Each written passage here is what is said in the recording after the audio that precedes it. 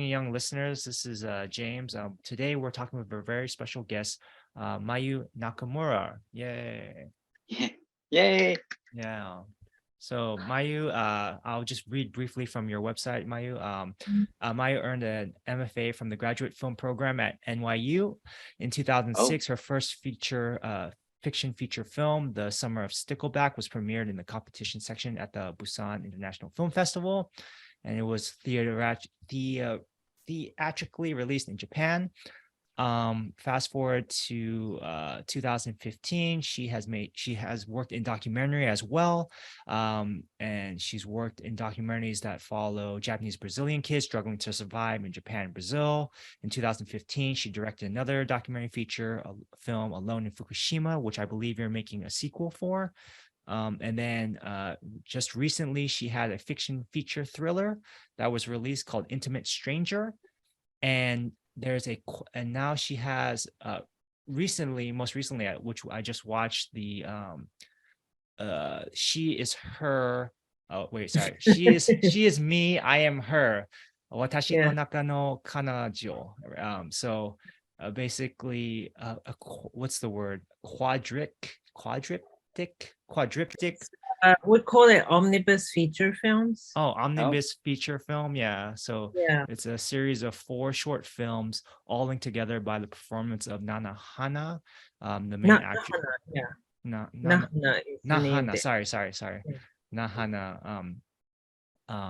And who plays a lead role in all 4 short films, or in the omnibus.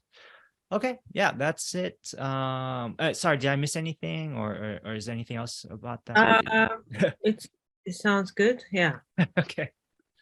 So yeah, I met Mayu in Tokyo very briefly through a mutual friend, Aaron Woolfolk, who was a mentor of mine years ago when I won a short film prize back for the 72-hour like Asian American film shootout program, Asian American Film Lab. And he connected me with Mayu. I messaged him and asked, hey, is there anyone you know in Japan that's still, that's working in film? I'd love to, get in touch with them and, get to know more creatives in Japan. This is my first time living in Japan. I've been in Japan now for a year. And I met Mayu at a screening of her film Intimate Stranger. So yeah, that's how we know each other. So thank you so much for being on our program today. But as for yourself, Mayu, you've actually lived abroad for a good chunk of your life. I remember reading something like 14 years or so. Oh yeah. I went to high school and college in London, and then I spent another 8 years in New York. And I have a green card, so I go back and forth. Okay. That's awesome. So, where are you going to go? Where do you normally stay in the United States? Do you normally go to New York or? Yeah, I have a cousin in New York. Okay. Oh, and I'm sort of planning to live half-time in either New York or LA, wherever the jobs are. Next year, in the future, like next year. Uh-huh. So are you in LA now, or are you I am in LA. I live in Atwater Village, which is like 10 minutes away from downtown. So when you do come, you can call me at any time. If you have any questions about LA, feel free to message me. I'm not a greatest driver, and so that's the only thing that I would about living in LA is that you have to drive around. You do. But a lot of younger people now are not driving. They don't own cars or a driver's license, so they do either Lyft or Uber, or they do the metro. Metro. That works really like New York. No, not as good as New York, and not as extensive as New York, but it's getting better. They're expanding different places, so now you can get pretty close to the airport now with Metro, but they have this thing called a flyaway bus. You go from Union Station and you pay like a nominal fee, very inexpensive, but they're always on. It's like $20. It's like really cheap. $20. Yeah, like $20. Yeah, and it gets you to the airport, and it's pretty much on time. The flyaway bus. So there are different ways to get around it, but depends on where you need to go, right? If you want to go to Hollywood, there's definitely a train there to go to Hollywood. Santa Monica, I think it goes almost all the way to Santa Monica, but you can definitely find a way to get there. It just depends on where you need to be. If you go, I need to go to the mountains, then I was like, oh, yeah, you're Yeah, out the of car, luck. yeah. But anyway, so I'm trying to right now, like N is so weak, so thinking about becoming a migrant worker in the States. Oh yeah, not bad. Uh, I mean, it's good. That's both places are pretty nice, right? New York has like the metro station and very convenient that way, but LA has like a different scene completely. Yeah, yeah, yeah. I mean, do you find yourself, where do you feel most comfortable, I guess, is as far as living, or just, which environment or space do you feel most comfortable? Yeah. I like Japan in terms of living, and like things are cheap. The Yeah. rent is kind of cheap, the food is good, everything's relatively affordable, but in terms of working here, it's a little bit hard. Yeah. Like as a filmmaker, I'm really, it's kind of embarrassing to say, but it's hard to make a living as a director, to make although I'm making so many films, that it's really difficult to survive as a director, and you don't get paid very well here. Do you think it part of it is like the amount of, do you think it's more about the amount of work, or do you think it's a cultural thing? Because I know that some of my friends, when they go to Japan to work, as women, it gets really tough, right? Versus America is a little bit more, not completely equal, but getting better, but Mm. not as strict as Japan in that regard for like man and women. Do you think it's the Uh, amount of work, or do you think it's the man-women issue? yeah, it's kind of a bit of both, I Yeah. think. Although we have more women directors, it's a little bit harder for women women directors to, get hired as directors. I think male producers tend to trust male directors more. Yeah, that too, and also another factor is not just gender, but just sheer fact of people, who kind of exploit people who like, who are doing jobs that they like to do. Yeah. We call it like exploitation of love or likes. Oh, The just because you're doing the job you like, you don't have to get paid. That's Yeah. that's crazy. But Yeah, that I happens guess in in Japan, LA too, a little bit, yeah, but eventually it's like, if you work, supposedly you have to do the free jobs to make connections that actually lead to paid jobs. Usually that's the path I've seen in when I was living in LA, especially for technical workers, like people in like cinematography, first AC, assistant camera. But for writer and directors, yeah, I think it might be tougher. Yeah. Yeah, we don't really have now it's changed a little bit, but for a bigger job, but we usually don't have contracts even. hmm If you ask for contracts, like it almost sounds like you don't trust them. And of course, Mm. there are always troubles that crop up after you finish your job and you want to get paid, and they want to reduce your salary for whatever reasons. Oh, That So happened a couple times. that's terrible. I mean, obviously, with the experience, you can say, yeah, I don't trust you because every single time there's always some issue. Mhm. So in that respect, it's I kind of prefer to work in the US where it's guaranteed to get paid. Yeah. But I know it's harder to get foot in the door.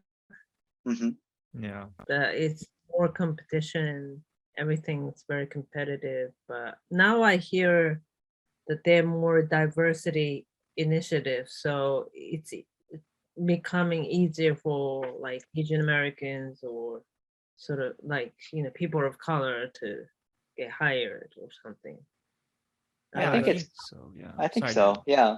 Yeah. I think that's true because there are a lot of people who are in executive level who Mhm, hire someone for the diversity, um, mhm, equity, and inclusion. So even a lot of the companies have that one person who is in charge of that. So it should be better. Should be. Not exactly. I think, yeah, there are programs like that. I heard recently WB might be removing their program. There's still a long way to go, I think, in that respect. But America is like, at least there's like a quota. Like hey, there's too many white people here. Like we need to hire like someone of color. So like I was arguing with a friend. I was talking to a friend about this, and I was like, okay, if you're a diversity hire, like, oh, you're just there for color, like, how do you feel about that? And I was thinking, you're like the token Asian or token African American. I was like, at least it's a step in like equaling the playing field, I guess, right? Yeah. But we have a similar issue in like Japanese academia or politics. If you like, I recently got hired to teach at some university, but I see the faculty list and it's like 10 men and like maybe 1 woman. Oh, geez. and it's very hard. Yeah. I don't want to talk too much about my wife. She's a professor. She's also facing the same issue in her current university and her previous university. It's everywhere. Even in the West. Oh, okay. So well, here's an example. This happened recently. She was in a meeting talking about diversity, but she was the only one. She was like the only person of color. And she was, of a certain age, and she took a screenshot of the picture of everybody, and everybody else was like older and white. White, one color. So I was like, oh, interesting. So it does happen. Yeah, it doesn't matter where. I guess it's a similar. But but at least in America, I think you can fight the fight, right? I think in Japan, it's more cultural. It's very locked, and they don't want to change. But in America, if you get called out for that, for that issue, and everyone knows about it, it's going to be everywhere. So I think the university will try their best to make it better. Right. At least you can fight for it. Yeah. Do you feel that way, Mayu? Are things maybe changing a little bit, or? They're trying to make an effort but mentality-wise, I think people haven't really changed. Men and women, I think, on the whole, that men kind of want women to be their handmaids. And women want to to find, I mean, especially like the people, maybe not so much film industry people, but people outside, like of women, like always looking for men to depend upon, like women, men who make a lot of money and have such this blah blah. But the Japanese film industry is changing a little bit. Like we have more women directors now, and a lot of film crew, like a female film crew. But the only thing that I have an issue about the film staff, like crew people, is that we have a lot of good assistants, like a female assistants, like AC, and this assistants, but not anybody in a chief position like DP. And I guess it's a similar case in the States, where it's hard to find like a female cinematographers. And so we have a lot of great assistants, but like women can be a great assistant, but you can't be the woman on the top. So for some reason, they're placed to hire women as assistants, but not beyond. Right, the ceiling, the glass ceiling. Yeah, the glass ceiling. So that's what I kind of feel. That feels a little bit unfair.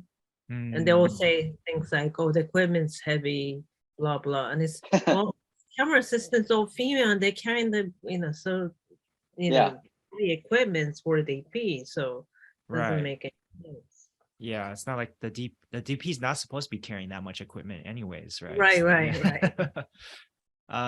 So I noticed just from the films that I've seen from you, your most recent film, Intimates, the She Is She is Her, me. yeah, She is me. I am She Is her. Me, It's I Am Her. Sorry. very complicated sort of And Intimate Stranger. I do notice that you seem to gravitate towards outsiders. Would that be fair to say? You like to talk maybe people who are on the fringe of society, Oh, like the yeah, people yeah, who do the yeah.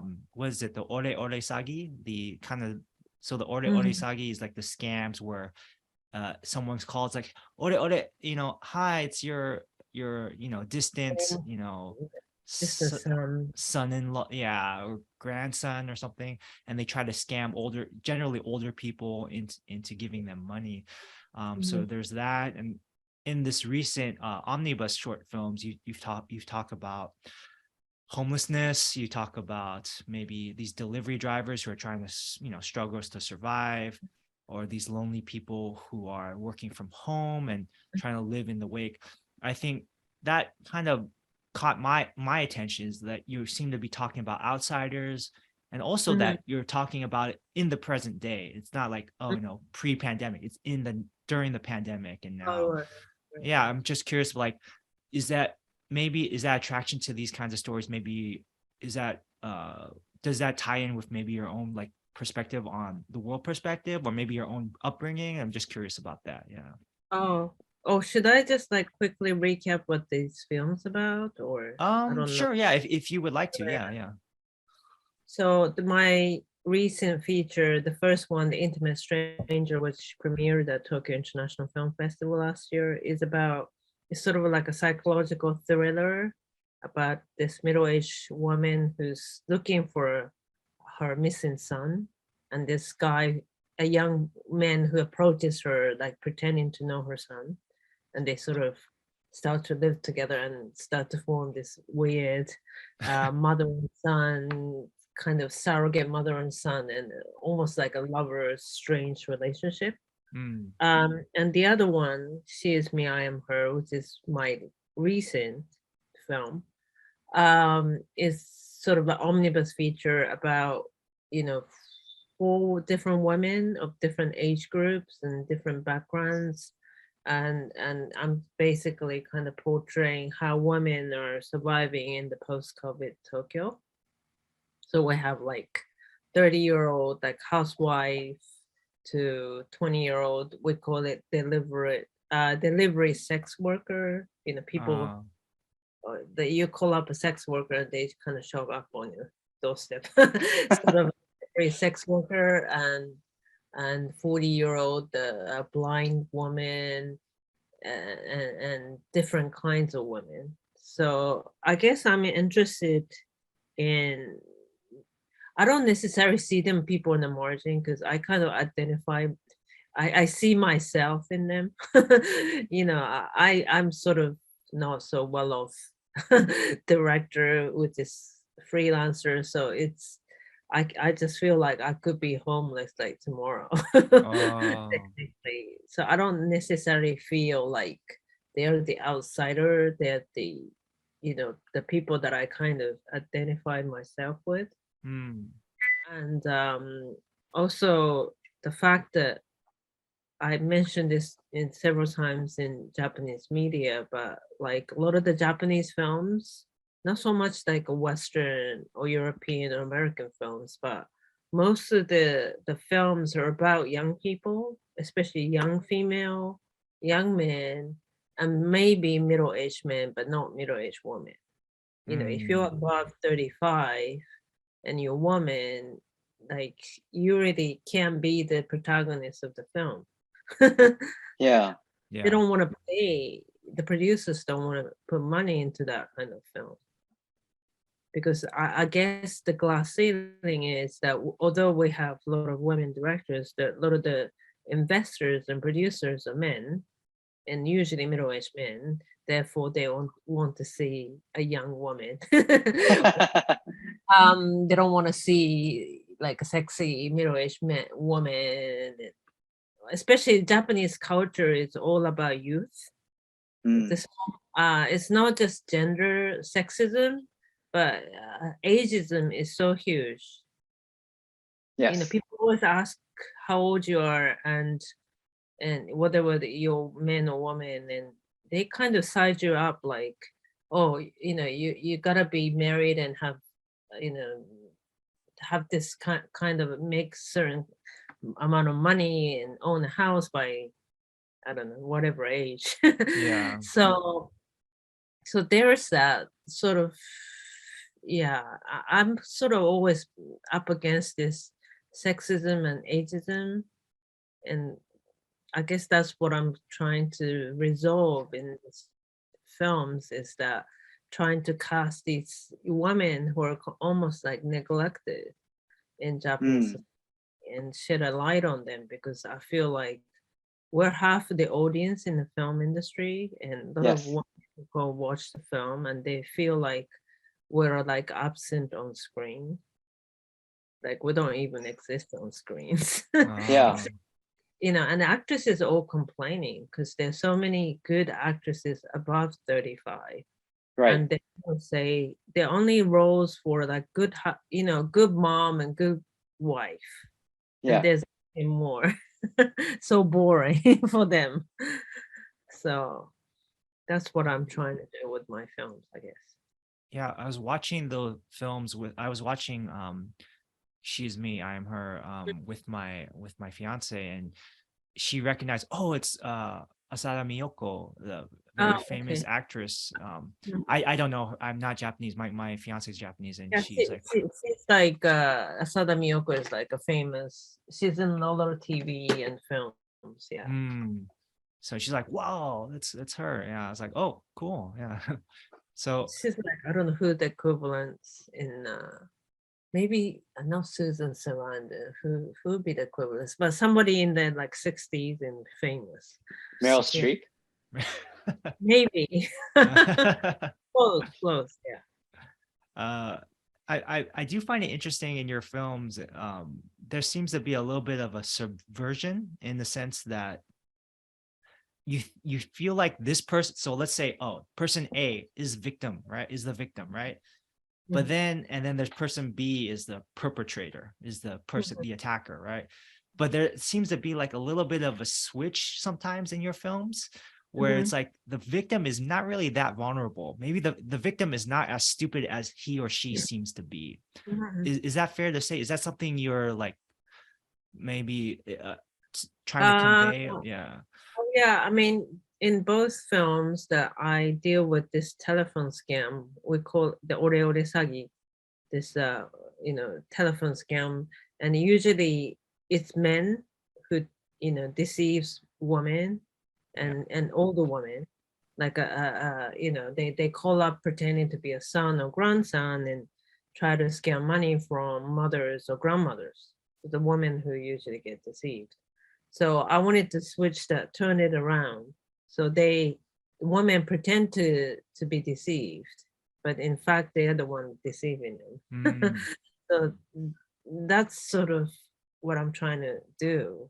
And I think the ole ore sagi is very, I mentioned in the film, but it's very Japanese kind of a crime, because I know there telephone scams happen in the US and other parts of the world, but not so prevalent, and not, although the police and media saying like, oh, beware of these scams, but it never dies. It just keeps happening. And that kind of goes to show how, like in this society, especially Japanese society, spoil like men.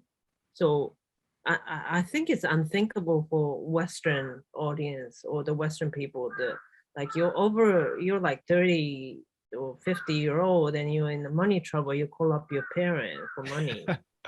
Yeah. Yeah. And they're willing to pay your money. Now, unless you're like a real dire straits, it's like really hard to believe. But that's so prevalent in Japan, and it's always men, not women. It's I never heard daughters calling for their moms. It's That's very always interesting. But is that like, do you think it's a cultural thing where like if once a daughter is married to, and then she becomes a part of the husband's family? Usually. right. Yeah, that's sort of patriarchal. I think the philosopher, a Japanese thinker that who watched this film, and we had a discussion, and he thinks it's probably like a remnant of this patriarchal society. Yeah. You said like a woman usually marry into other people's family, and men, boys or sons, the ones who protect the family. Supposed to be, right? They try to protect them. And Yeah, I guess it's an Asian thing. it You know, is. look at China now, like, you know, men over 30 or 40s are overflowing, and they don't have any women to marry because they, Yes.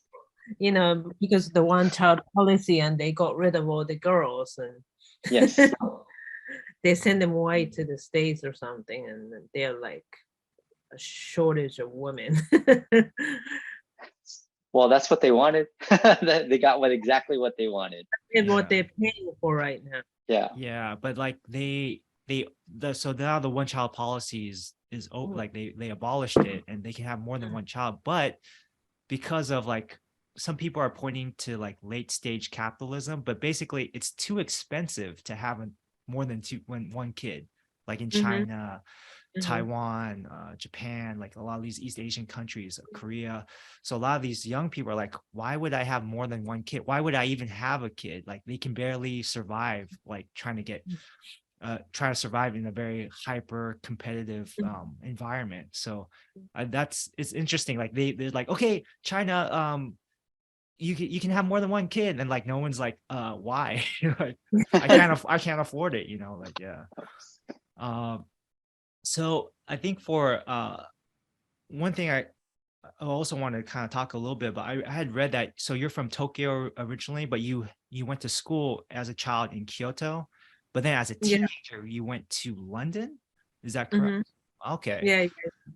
Yeah. So, and in Kyoto, I guess you had a not so good time, I guess, right? Or I wasn't living with my parents. I was raised by my grandparents because my father was in the States teaching or something, and my mother was working as an editor in Japan. I mean Tokyo. And Kyoto, I know the Kyoto, everyone loves Kyoto, like especially like international tourists, they all think, oh, Kyoto is such a beautiful, wonderful place. It Yes. is, it's beautiful, but I really, as a kid, it was really hard place to live because it's very, oh God, maybe people who are listening who are, from Kyoto is probably hate me, but it's very conservative, very insular. And if you're foreigner, you're probably okay because they kind of treat you as, foreigners. But if you're Japanese and you're not from there, they kind of really pick on you. And I had this intense bully at elementary school that really made me tough, actually, because anything else that happened after that in my life was nothing compared to what I experienced in Kyoto. oh wow. It's a very, very difficult place to live. It's very insular. I really don't like it. I don't recommend anybody to live, especially you're Japanese. They don't include you in the community. Yeah, I even saw like a YouTube video, why Japanese people hate Kyoto. I was like, what, why? And I clicked on it, but I guess there's he's the YouTuber is from Kyoto, so he's kind of like tongue in cheek, right? He's kind of joking. Oh, Yeah, but he says, okay, well, yeah, he did mention a little bit of that conservative kind of streak. And also, I guess Kyoto used to be the capital like a long time ago. So there's a little bit of what's the word? Maybe complex, like superiority. So like, very consistent. I mean, I always compare this, the easier comparison is like Paris. I mean, Parisians really changed after they joined the EU, but before EU, nobody wanted to speak English. And they're like so kind of, I don't know, pompous. Not pompous is the right word, but I just felt like, the Kyoto is a little bit like Paris, And New York is a bit like Osaka, because Osaka is kind of very loud, in your face. They kind of tell you whether you like you or not like you. So it's very different, although it's like next to each other. So I always compare it to Paris and New York. Osaka people is like New Yorkers. They're kind of in your face all the time. But Kyoto people is a little bit like Parisians. They're very cultured, very stylish, in that way that they could be a little bit condescending. You know, just with the culture of Japan. So You know. from those tough experiences, you mentioned like, and also like living abroad when you're 16, I can only imagine like how that must have been like, as because I'm assuming like you probably were learning English at the time, so you weren't fluent. Oh yeah. Yeah, Like, I was in like a boarding school in England, so like I was like isolated from. I didn't have any Japanese people around, so that kind of, you know, that was good. I had to speak English. So from those experiences, you did mention it made you tough. Mhm. I guess it made you, from just looking on paper, that it sounds like, wow, this person's very independent. Would you say, like having to self-reliant, I guess? Oh yeah, I guess I could really live anywhere in the world. Like, but yeah, I guess it made me independent. Has that, do you feel echoes of your upbringing in your films at all, or not necessarily?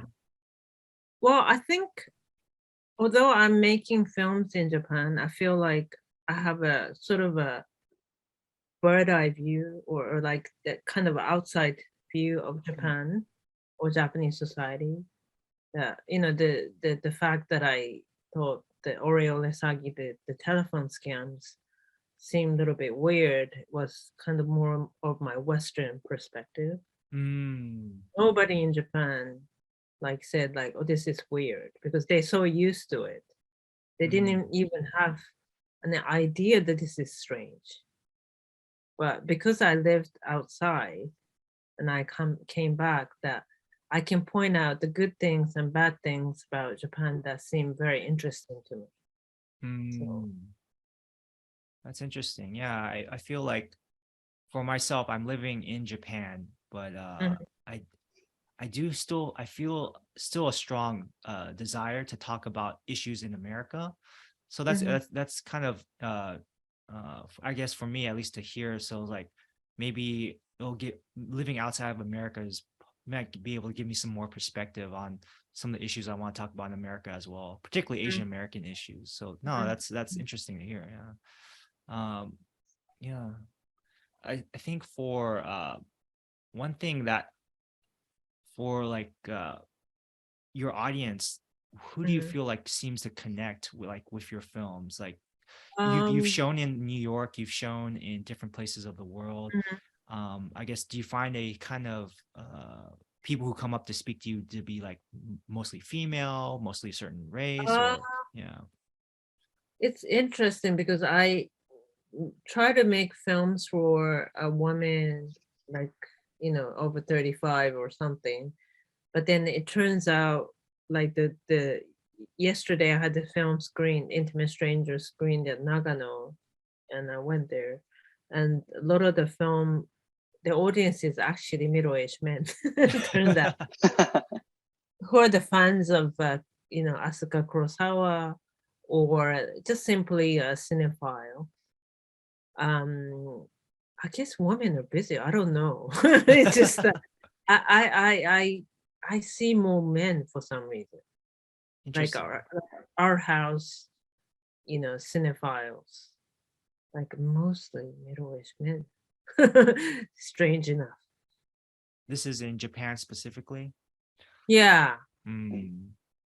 New York is more the, like I had the film screen at the New York Asian Film Festival, so it's a different kind of audience. Right. It's mostly cinephiles, but like the Japanese or Asian film cinephiles, which is very different things. You know, they're not regular Americans. Sorry, like I don't want to be like, you know, condescending or discriminating, but they wear this weird Godzilla T-shirt or something. Yes. The Asian cinephile, so they are not the regular American people. I don't know Right. what the regular really means, but Right. Yeah. Cool. I guess you have to get going. So any like Dan, did you have any questions or? No, not at all. One question: what is there a film that you like go to for inspiration? Like when you're feeling like Chloe Zhao, she says every year I watch Interstellar at least one time. Is there a oh, film? Is there a film that you go, oh, I gotta watch that? the film you go back to, you mean? Yeah. Oh, okay. God, so there's so many films that I love, but I don't know which one. Well, now I have a poster in my room. It's Days of Being Wild. It's one of my Oh, Wong Kar-wai. old, Wong Kar-wai's very early films. I kind of like it just because I don't know. It's very poetic, and Leslie Chan is always very, magnetic. Like I don't know. I'm drawn to him, and actually the character of Intimate Stranger, this young boy who's sort of like a drifter, is kind of inspired by this character played by Leslie Chan in Days of Being Wild. And that's Oh. why he talks about this this boy carries this like a blue feather, like a feather of a bluebird of happiness, as sort of like a way to he gives it to grandmother who he deceives to make himself feel a little bit better. It's a bit of a reference to Leslie Chan's character, in Days of Being Wild, who's sort of a drifter and always seeking mother's love that he didn't. So it's loosely based on that, or homage to that character. Interesting. Yeah. Well, it's been a long time since I've seen that. I should rewatch that one. Yeah, Days of Being Wild. I've heard in other interviews that you're a fan of like David Lynch as well. Oh yeah. I'm not so big fan, but it's just that for this particular film, The Intimate Stranger, I had so many sound effects, that like kettle boiling or the ventilators spinning, and I had so many household appliances, sound like household appliances, very prominent in the film, and people asked about it, and I said, I was kind of inspired by David Lynch's Eraserhead. So I'm not so big fan, but I just had that film in mind when I was doing my sound effects. Right. Oh, very cool. Yeah, and I saw that you're also a fan of Typhoon Club. Oh yeah. Yeah. Typhoon Club it's Shinji Somai's like a classic about teenager going crazy in the time of approaching typhoon. Yeah. I guess it's very Japanese or Asian because anybody who experienced, it captures this like adolescent sort of like, unstable mental period, coinciding with this oncoming typhoon. It's a very strange film. Like I never seen anything like that ever. Yeah. I watched it last year, and I was living in Taiwan at the time. I was like, typhoon. I understand. Taiwan is like the island of typhoons as well. Yeah. So I was just, I enjoyed that film. I mean, that kind of youthful energy, that kind of craziness, and there's also violence in there too. But eventually, I think it has more positive light on adolescence eventually.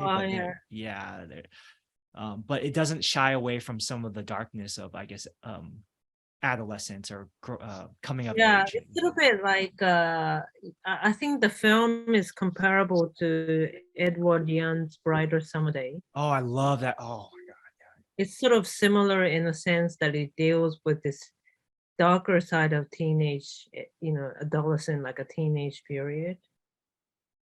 It has this, probably not as dark as that Edward Young's film, but it has this similar feel to the film. I feel. Right. It's Awesome. another favorite. No, that's a beautiful favorite. And just last thing, Oresagi, I know in just Taiwan. So my family's from Taiwan, and I lived there for a few years. There was I one time I got a call. I didn't speak Mandarin at the time, but they're like, oh, hey, you know, something, you know, we have like your daughter or something like that. And I'm like, wait, I don't have a daughter. And they're like, oh, and they hanged up. Yeah. Oh, So they have something similar in Taiwan. It's kind of like, I think it's like a kidnapping. Like they pretend that they have kidnapped someone. Yeah. they kidnap. That's kind of a big deal. It's kind of a big deal. Yeah. How And can anybody fake that kidnapping? well, they have multiple, they call it 诈骗集团. So it's like they have a group. So jitan means like group. So that it's like they have actors, like they have someone in the back, like, oh my God, help me, you know, something like it's kind of comical, but it's also like, yeah, it's kind of sad that some people would need to do, some people feel like they need to do that for money, but yeah. Yeah. So you have to go. We generally have like a language corner, but we'll save that for next time. Maybe hopefully we can talk again sometime soon. Yeah. Great. Yeah. Thank Take you. care. Bye-bye. Thank See you. you. Have a safe flight. Yeah. Thank you. Bye-bye. Bye.